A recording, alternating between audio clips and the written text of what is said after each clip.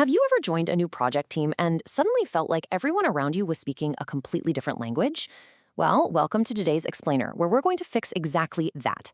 We're diving straight into a simulated day in the life of a cross-departmental corporate team. Our main goal today is mastering advanced TOEIC B2 vocabulary and grammar with a laser focus on the language of team collaboration.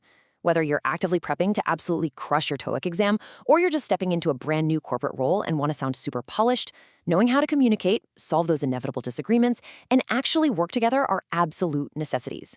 I am so pumped to guide you through this material because we're hitting the core of what makes professional communication actually work. All right, let's dive right in. I love to keep things organized, so here is our roadmap for today's Explainer.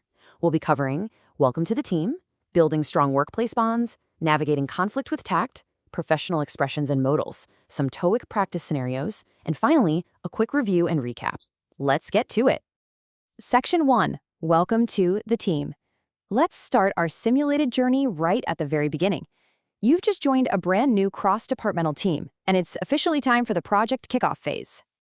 By chunking these first 5 words together, we can easily visualize that exciting initial project phase where everyone's eager to share ideas and lay down a solid foundation.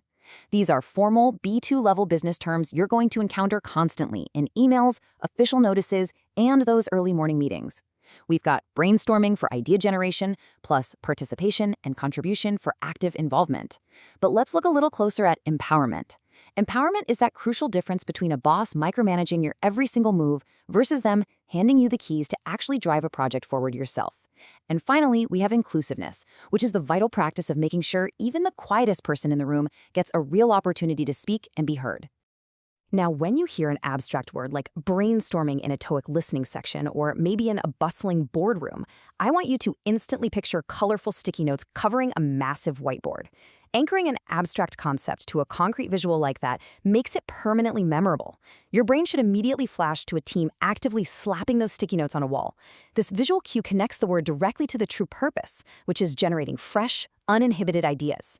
Building these mental images, that's the absolute secret to moving from basic memorization to true fluency. Section 2. Building Strong Workplace Bonds. So, the kickoff is over. Let's move to the next phase and see how we actually build robust professional relationships. This next group of vocabulary, it represents the absolute glue that holds any successful team together. Collaboration and cooperation are your foundational baseline terms for working together on a task, but let's dig into the nuanced differences of the rest. Rapport is that one-on-one connection you built. It's knowing your coworker's communication style or even just knowing their morning coffee order. Camaraderie is that shared sense of friendship and trust that makes waking up for Monday morning meetings actually bearable. Finally, cohesion and solidarity represent unity. It's the whole team sticking together and backing each other up when a super stressful deadline is looming. Whenever you study these terms, just picture simple icons of handshakes or connected puzzle pieces to lock in that feeling of unity. Okay, synergy. You will hear this word thrown around in almost every corporate meeting you ever attend. But what does it actually mean? Synergy is a critical B2+ term. Think of interlocking gears turning smoothly together. That image perfectly captures how individual team members combine their highly unique strengths to create a stronger, unified force. It isn't just about sitting at a desk next to someone. It's about the combined power of the group being fundamentally greater than the sum of its individual parts. Section 3. Navigating Conflict with Tact. Of course, no cross-departmental project is absolutely perfect, right? So let's explore the crucial vocabulary needed when those inevitable disagreements pop up. If you want to survive and thrive amidst office politics, this specific set of tools is your lifeline. When communication inevitably breaks down, you're going to need these terms to smooth things over and maintain a highly professional environment. Mediation and compromise are totally required when two parties simply cannot agree and have to meet in the middle.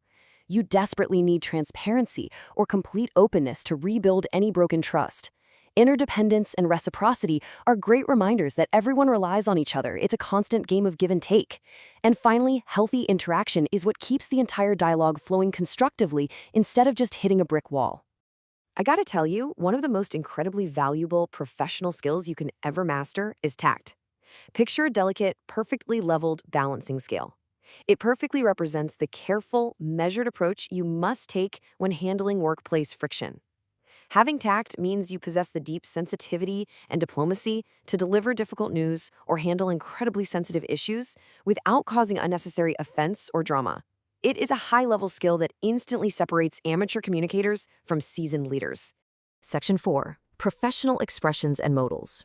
With our vocabulary locked in, it's time to shift our focus to the grammar and expressions you need to actually execute your daily tasks. Let's look at the immense psychological power of modal verbs like should, may, could, and must. Take a blunt phrase like, review the document. It sounds like a direct order, doesn't it? It's demanding, and honestly, it's a great way to make coworkers instantly defensive. But what if we change it to, the team should review the document? By simply adding that tiny modal verb should, you instantly transform a harsh command into a polite, formal request. This isn't just about passing a grammar test, guys. It's about office politics and getting people to actually want to help you.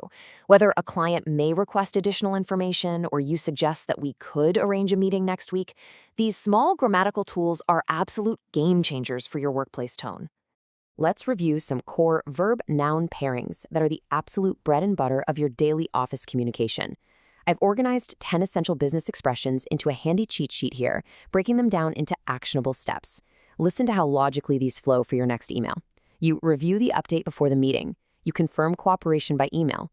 You ensure you handle report professionally with your clients. You must follow the procedure carefully, and if you have questions, you contact the coordinator. Digesting these specific verb and noun combinations will massively speed up your writing, and trust me, they are highly tested on the reading sections of the TOEIC exam.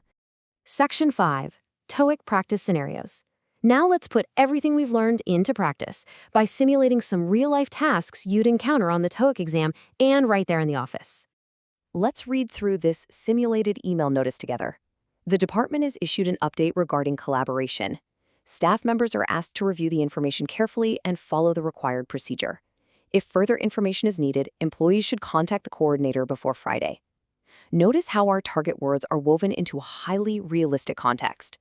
Pay close attention to the specific actions requested. Staff must review the information carefully, they need to follow the required procedure, and if there's an issue, contact the coordinator.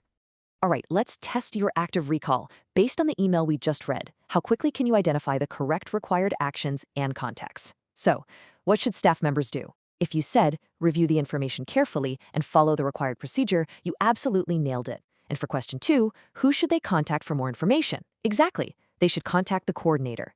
Spotting these action-noun pairings quickly is the real secret to flying through reading comprehension tasks.